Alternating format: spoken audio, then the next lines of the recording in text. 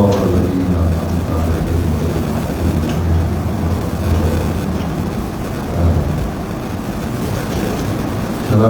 warahmatullahi wabarakatuh. Alhamdulillahirabbil alamin wa ala alihi wa sahbihi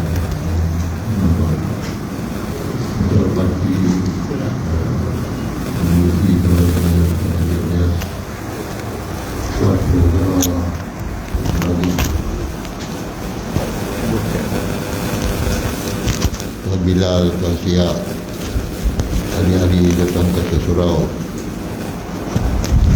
tuan dan puan-puan yang dirahmati Allah.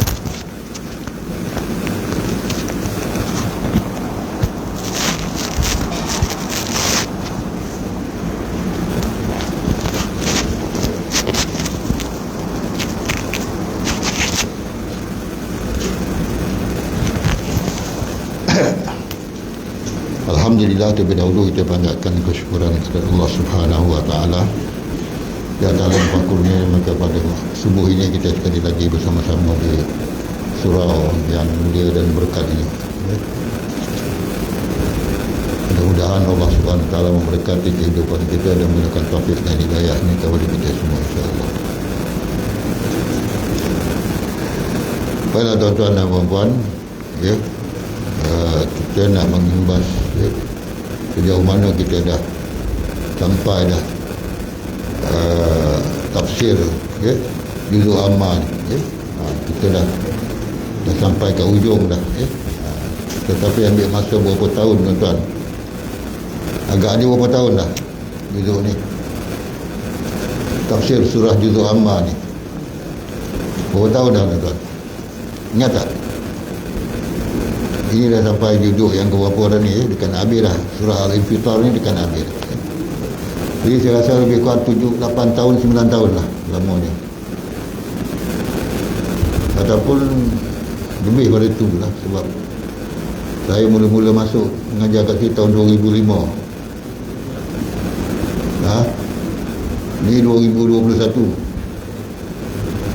tapi tafsir ni mungkin dah 10 tahun lebih lah, tapi tak habis-habis lagi baru judul amal dia. Tak apa, kita sentiasa mengikuti tafsir ini dengan cara yang walaupun sedikit perlahan-perlahan, tetapi ada pengajaran, nasihat-nasihat yang kita dapat. Kalau tak banyak pun sedikit lah tuan-tuan, kalau tak banyak pun sedikit. Dengan demikian kita dapat mengamalkannya dalam kehidupan kita dan menjadikan sebagai sesuatu yang menjadi panduan, sebagai sunnah Rasul, sebagai hukum hakam dalam agama. Banyak sedikitnya ada tuan-tuan. Baik, pada pagi ini, pada subuh ini, kita masih lagi mentafsirkan surah Al-Infitar. Bismillahirrahmanirrahim. Alhamdulillah. Bismillahirrahmanirrahim. Idza sama'u fatarat wa idzal kawakibu intasarat wa idzal biharu fujirat wa idzal quburu bu'thirat alimat nafsun ma qaddamat wa akharat. Ya ayyuhal insanu ma gharraka bi rabbikal karim alladzi khalaqaka fasawwaka fa'adalak fi ayyi suratin ma syaa rakkabak.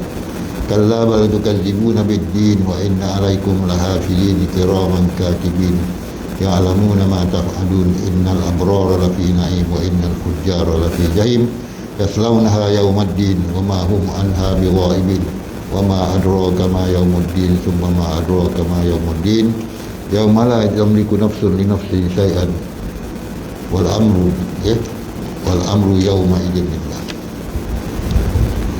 Kita masih membahaskan lagi tentang peranan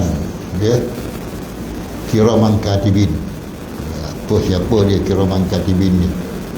Itu malaikat yang paling hampir dengan kita, yang berada di kiri kanan kita, yang dinamakan malaikat apa? Malaikat raqib, sebelah kanan kita. Belah kanan raqib, belah kiri atid. Tapi kalau panggil tak nyawa dia dah. Kiri dekat dia raqib, dia raqib, tak panggil tak. Panggil pun tak, dia tak akan menjawab, tuan-tuan. Apalagi lah nak berbincang dengan dia. Ni kau jangan tulis Yang dia buat dosa-dosa ni jangan ditulis, yang buat baik dia tulis, tak boleh bincang. Itu dipanggil kiraman katibin. Okay? Pencatat yang mulia, itu kiraman katibin. Dia akan catat semua. Okay? Bukan semua yang kita sebut, itu memanglah semua yang kita niatkan di dalam hati kita, niat jahat, niat baik, ya. Sebab itu dalam firman Allah dalam sabda Rasulullah menyebutkan, kalau kita niat jahat tak ada ditulis dia, tapi kalau niat baik dah dapat satu pahala, walaupun tak jadi buat dapat satu pahala. Tapi jangan ikut berniat je, langsung tak buat, ya. Tapi dapat satu pahala dah, ya. Itu tugas siapa dia? Kiraman katibin, iaitu malaikat rakib dan atid.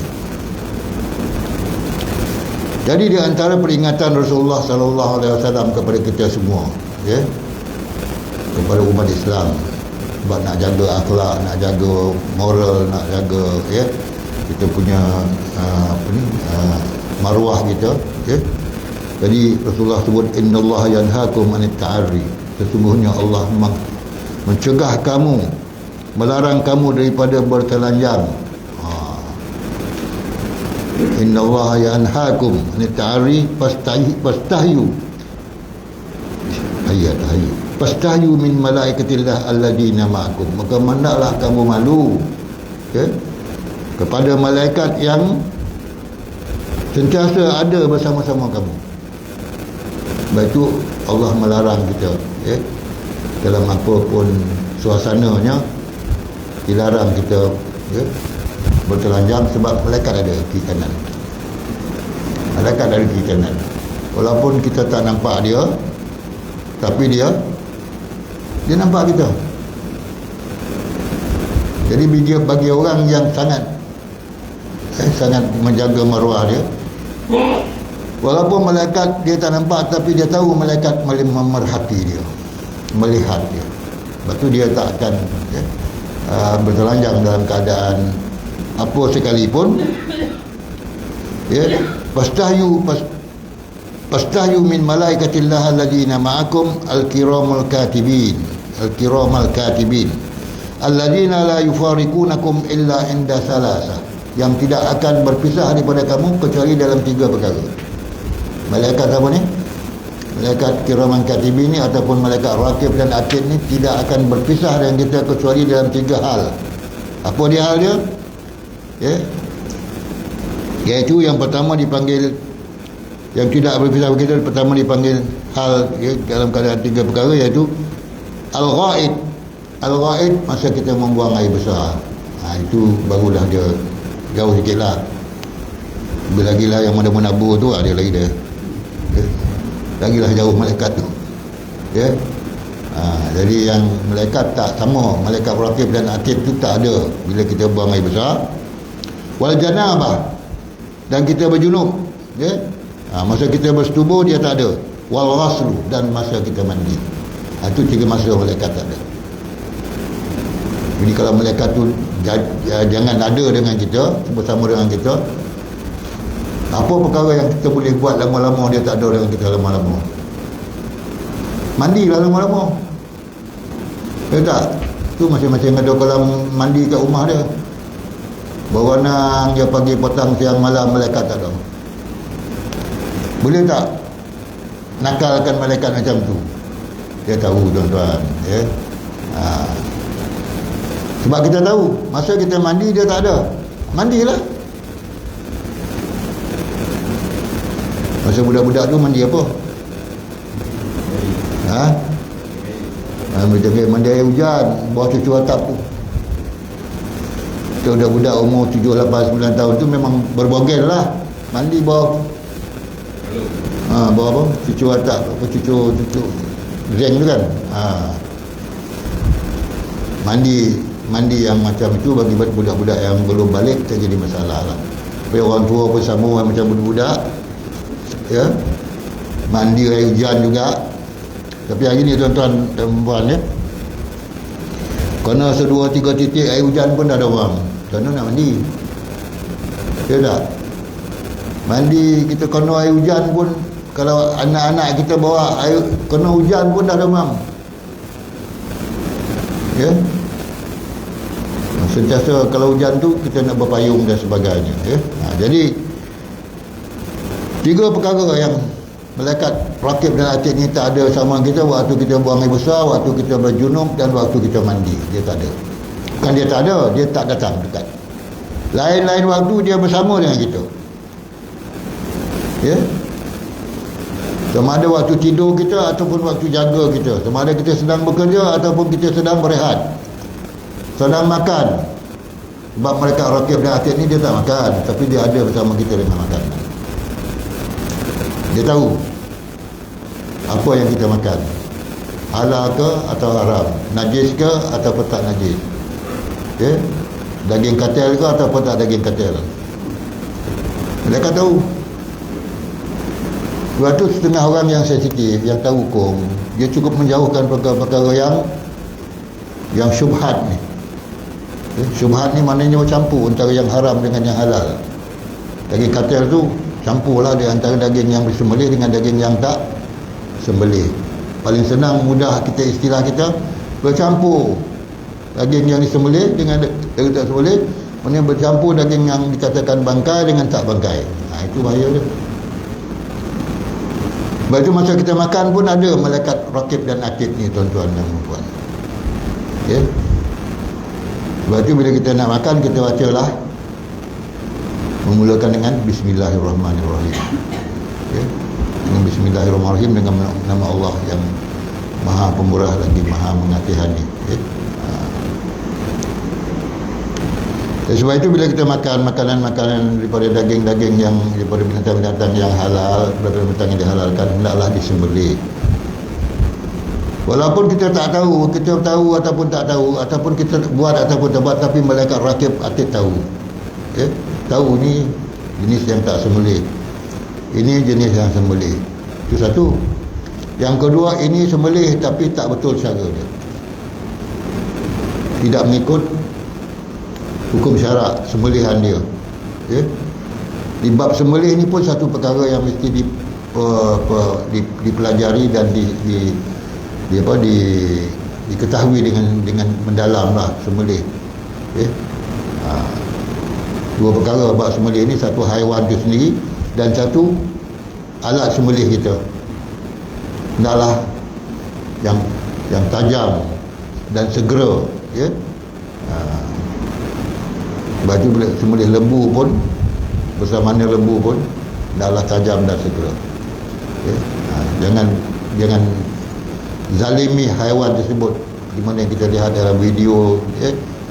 Setengah orang kafir dia nak makan daging lembu, dia nak sembelih, dia tak sembelih lembu tu, dia ketuk je, tuan-tuan. Dia ketuk je lembu tu. Tengok kan dalam video kan, dia ketuk lembu tu pun tergolek mati. Tapi orang Arab sembelih lagi hebat daripada orang lain, ya. Dia seorang yang sembelih, dia tak payah pegang ramai-ramai macam kita ni, kena ikat, ya, kaki depan ikat, kepala pun, ya, pegang ramai-ramai, ekor pegang tak, pegang kan. Lepas tu sembelih ramai, pijak lagi lah tu, ya. Tapi Arab dia unta tu dia peluk aja, sap sekali dia unta, tuan-tuan. Ya? Jadi ini maknanya kemahiran lah, ya, kemahiran dia. Kita terpaksa ikat, tundukkan dia. Tapi saya ada jumpa satu orang yang hebat tadi di sebelah Kajang sana, ya. Orang nak tundukkan lembu tu tak boleh, nak jatuhkan lembu tak boleh. Dia pergi dekat, dia baca-baca, lembu pun tunduk dan disembelih, senang je. Itu ilmu tu ada pada dia lah, dia tak sampaikan pada orang lain. Setakat hari ni saya tak jumpa siapa yang ada ilmu tu, tapi saya tengok sendiri dia, ya. Orang nak sembelih panggil dia, pegang dia lembu tu pun jatuh, menyerahkan diri dia dan dengan mudah disembelih. Haiwan itu adalah kepunyaan Allah, dan bila kita nakkan dia tu tunduk untuk diserahkan diri mereka kepada Allah, maka kita minta kepada Allah Subhanahu wa taala. Faiza tasala ahadukum bil arai, dan apabila salah seorang daripada kamu mandi, ya, dengan bertelanjang, bil arai, ya, maka apabila salah seorang daripada kamu mandi di kawasan dengan bertelanjang, bukan bil arai, dengan di kawasan lapang. Kalau mandi di kawasan lapang, ini selalu disebut kawasan lapang ni di padang pasir lah, tuan-tuan, ya. Maka hendaklah fal yastatir bi thawbihi, maka hendaklah dia fal yastatir ni dia hendaklah menutup ataupun melindungi dirinya dengan bajunya, dengan pakaiannya, au bijar me haid, ataupun dengan berlindung dengan, ya, berlindung dengan au bi ba'iri, atau berlindung dengan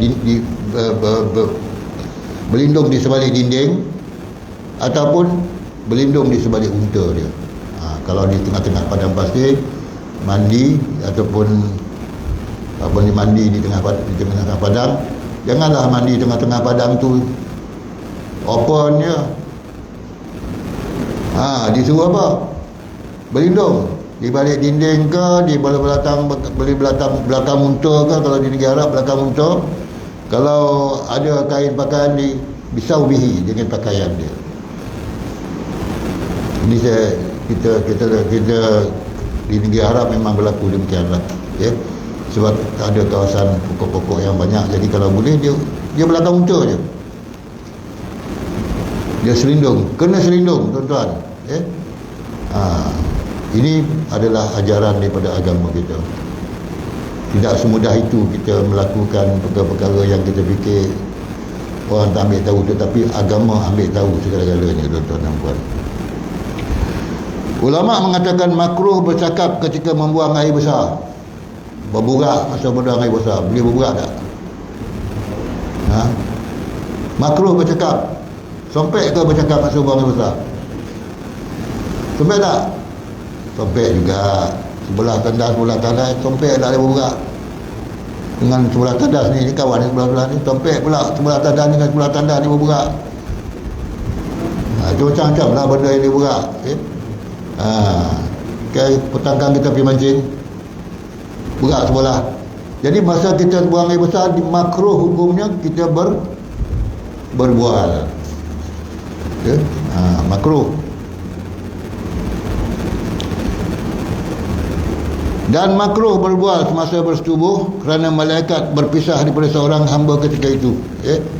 Makruh berbual semasa bersetubuh walaupun malaikat tak ada masa tu. Ya, masa buang air besar, masa kita berjunub, makruh, ya, bercakap-cakap. Walaupun malaikat tidak hadir, malaikat raqib dan atid menjauh diri, bukan dia tak ada, dia jauhkan diri dia. Dia tak nak tengok benda-benda seperti ni, ya. Sebab itu janganlah kita ni malaikat tak ada ni kita pakar-pakar lah pun tak boleh, ya.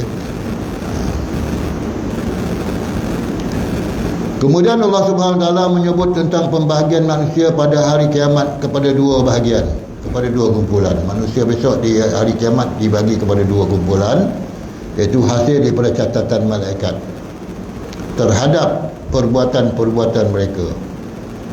Semua perbuatan-perbuatan kita semasa hidup kat dunia ni semua dicatat oleh malaikat, dan bila kita di akhirat besok kita akan dibagi kepada dua kumpulan. Satu kumpulan dipanggil fujar, satu di kumpulan dipanggil abrar, ya. Tu kena ingatlah nama-nama tu. Mungkinlah di akhirat besok kita tak adalah macam kat dunia ni, ya. Dah siap, ya. Ini tulisan abrar, sini fujar. Tak ada. Dengan sendirinya kita tahu di mana kita akan pergi. Dengan sendiri kita tahu. Kalau kat dunia ni adalah pembahagian kumpulan ni, bahagian fujar ini, bahagian abrar, tapi di akhirat besok kita tahu je bawa diri kita, ya. Bagaimana dilakukan sedemikian? Ini kerana malaikat telah catatkan sejak kita hidup kat dunia ni, selepas kita balik semua amalan kita dicatat oleh malaikat. Macam mana malaikat mencatat? Itu kita tak tahu cara dia lah, ya. Sebab kalau kita ditanya tentang bagaimana manusia mencatat, kita tahulah sama ada kita mencatat dengan kita melalui handset kita ke, ataupun melalui tulisan ke kita catat, ataupun melalui rakaman ke pun catatan juga, ya. Tapi malaikat lebih canggih daripada itu, tuan-tuan, ya. Semua yang ada dalam jiwa kita, semua yang ada di luar, ya, di luar ataupun dalam hati kita, semua dah dicatat oleh malaikat. Besok kita tak dapat nak jawab. Pasal apa? Kita tak tahu yang kita dah buat, kita dah lupa. Kita dah lupa apa yang kita buat, tapi ada dalam catatan malaikat. Tiba-tiba dia kita terdorong masuk dalam kumpulan orang-orang yang dipanggil orang-orang abrar, orang-orang baik-baik. Ataupun tiba-tiba kita masuk dalam golongan orang-orang yang dipanggil al-fujjar, orang-orang yang tak baik. Jadi perlakukanlah diri kita daripada mula dalam kehidupan kita ini bergabung ataupun bersahabat, ya, bersama-sama dengan kumpulan-kumpulan yang baik dalam kehidupan kita. Jadi di antara kumpulan-kumpulan baik dalam dunia ini, tuan-tuan dan puan-puan, ya, kalau kita selalu bersama-sama dengan orang-orang yang baik, tentu. Dan juga digalakkan, ya, kita bersahabat dengan mereka-mereka yang berilmu dan punya ilmu agama, ya, ataupun ulama-ulama. Kita selalu merapati. Sebab tu saya dapati dulu, ya, masa-masa dululah, ya. Masa sekarang pun saya tak tahu, masa-masa dulu ramai orang yang memberikan khidmat dia kepada tuan-tuan guru, ya. Jadi pemandu dia, bawa tuan guru tu pergi ke masjid sini, pergi ke surau sini, pergi ke tempat-tempat yang jauh, tempat-tempat yang dekat. Itu pun satu perkhidmatan yang baik, ya, yang mana dia menjadikan kita orang yang sentiasa mendekatkan diri dengan para ulama, ya. Semua sekali Allah yarham Tuan Haji Ibrahim Bongek, ya, ada je orang yang suka memandu, jadi driver dia, bawa dia mana boleh bawa kereta, tapi dia mengajar walaupun umur dah dekat 90, sampai kegemas, tuan-tuan. Suara pun tak terdengar, tapi dia nak mengajar juga, dan orang pun nak datang juga. Sebab apa? Orang nak datang sebab nak dapat berkat. Berkat daripada seorang ulama, ya, yang sangat warak dan sangat alim, ya. Dalam rombau dia lah seorang. Dalam rombau ni dia seorang, ya.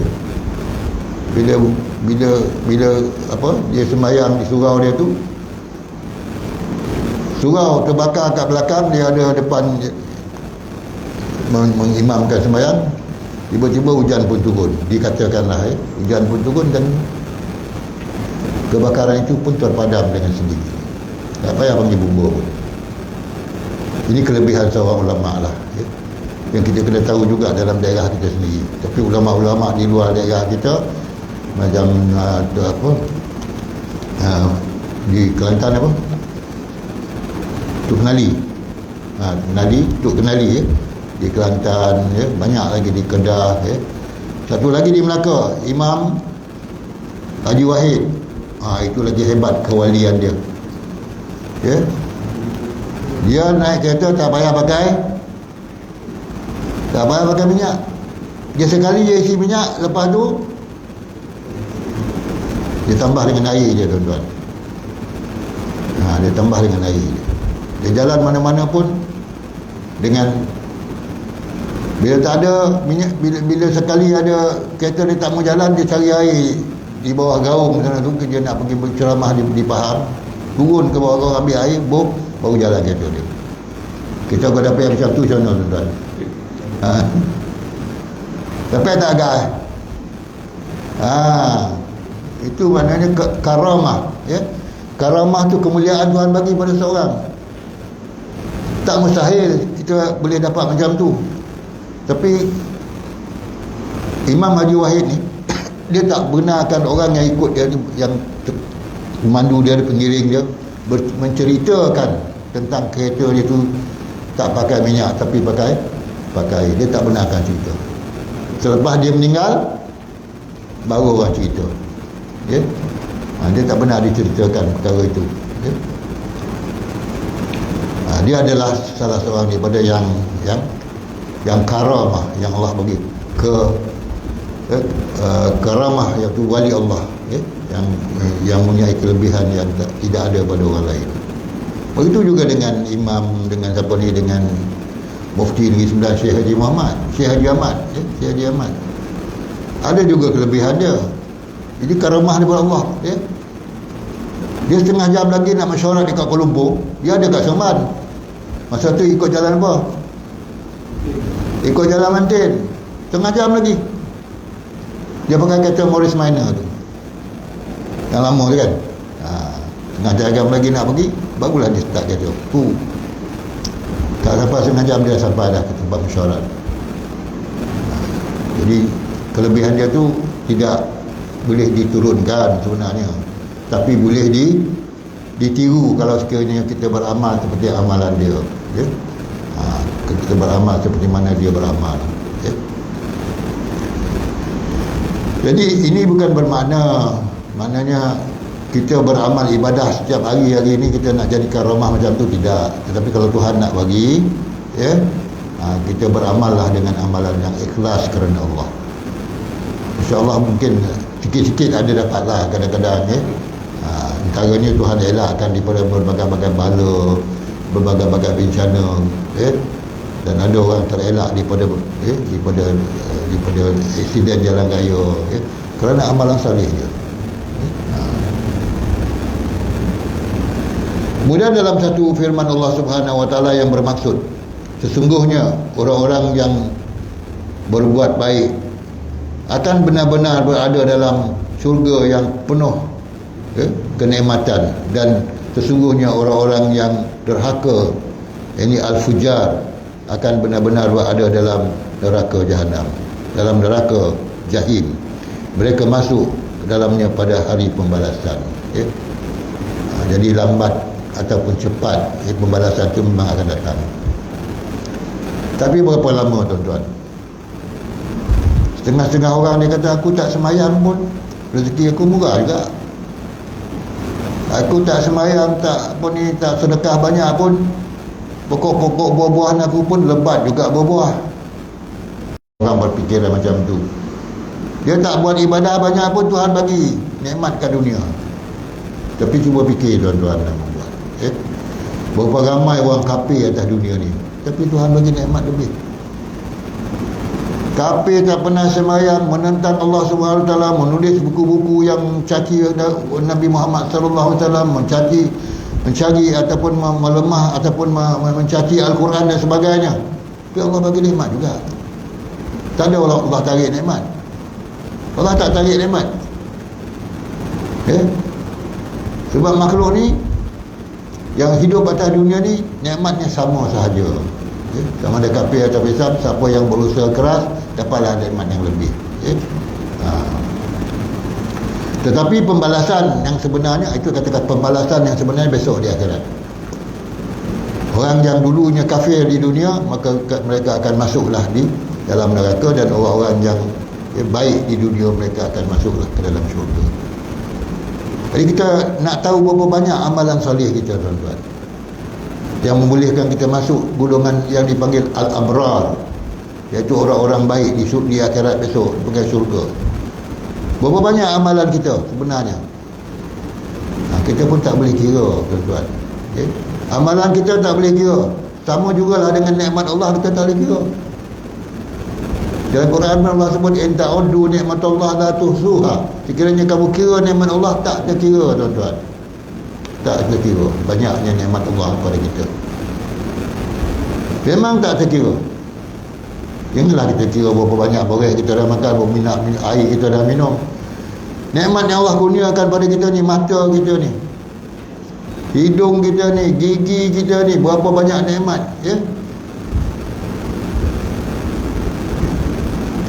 nikmat selera kita. Kalau Tuhan tarik selera kita satu hari, macam mana, tuan?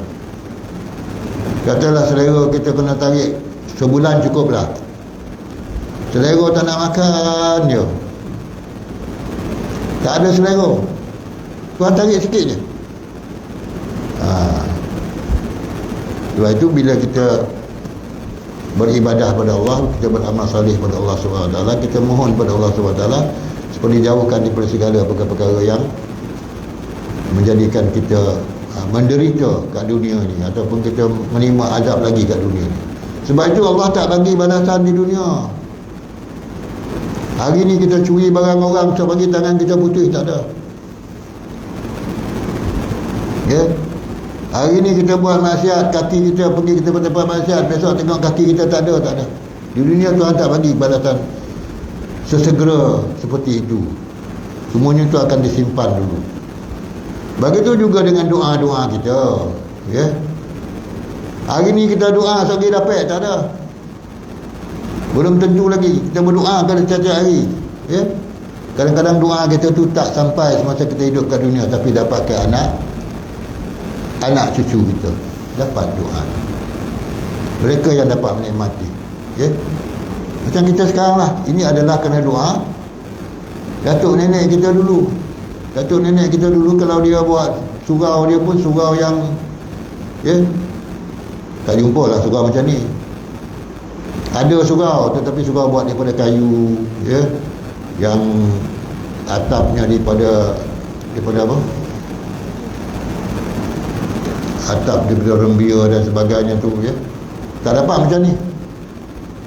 Tapi Alhamdulillah hari ni kita tuan-tuan dan puan dapat nikmat Allah Ta'ala itu dengan, ya, kesan daripada doa-doa datuk nenek moyang kita dulu. Sebab itulah kita mendoakan mereka. Bila kita dalam keadaan sehat, sejahtera dan dalam keadaan aman, damai dan dalam keadaan nikmat yang mewah ni, jangan lupa kita mendoakan datuk nenek moyang kita dulu. Mendoakan kita juga, ya. Walaupun ilmu mereka sikit, tapi doa mereka ikhlas. Ilmu sikit, tak banyak.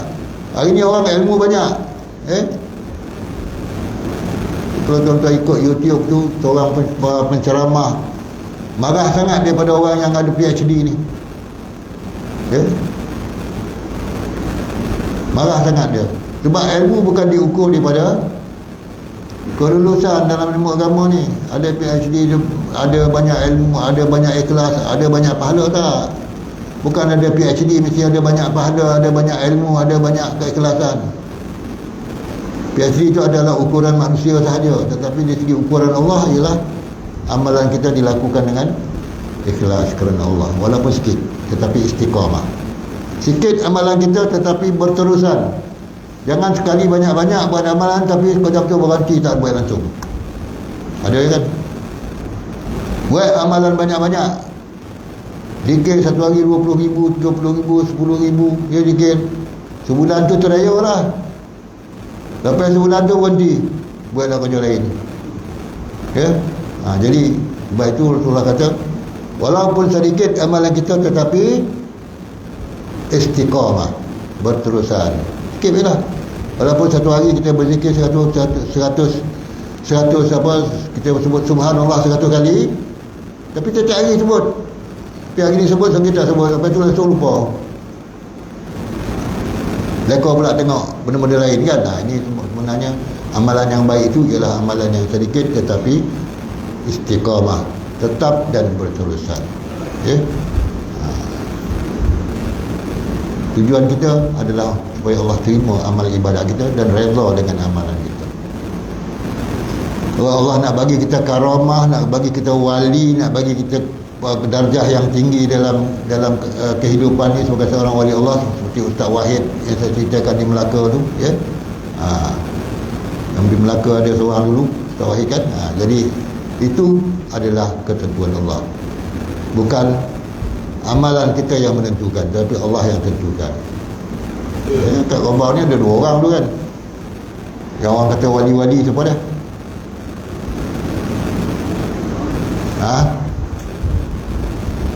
Ingat tak? Yang lama-lama macam saya ni, ingatlah Jaya Gilo kan.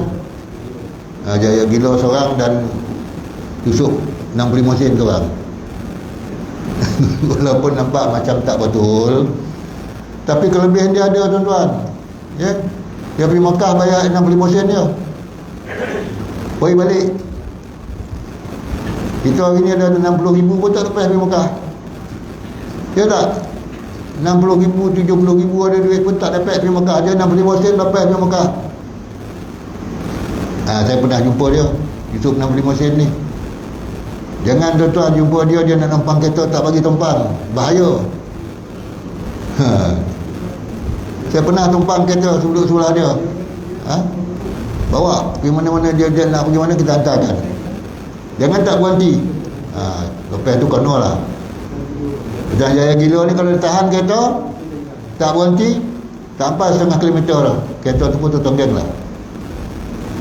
Ini orang-orang yang Tuhan bagi karamah, yang dinampakkan macam tak betul tapi sebenarnya betul.